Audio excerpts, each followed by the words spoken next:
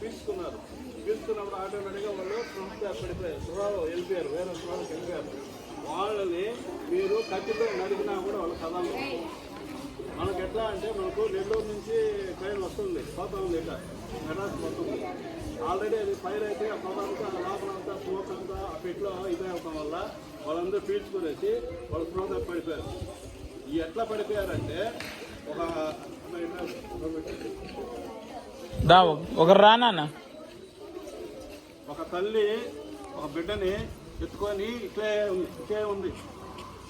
మనం పోయి తాకితే ఒక కుప్ప సినిమాలో చూస్తారు కదా, పౌడర్ లాగా పడిపోయింది. అంటే ఆ స్పృహ పడిపోవడం వల్ల వాళ్ళు కాలిపోతున్నా కూడా వాళ్ళకి తెలియలే. అనేది స్మోక్ అనేది బాగా డేంజర్.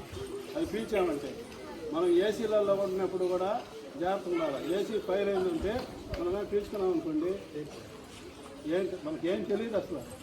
ఇటీవల కూడా తమిళనాడులో ఇటీవల కూడా తమిళనాడు తర్వాత బైక్ ఉంటుంది కదా, ఆ బైక్ని తెచ్చి ఒక ఇంట్లో పెట్టారు.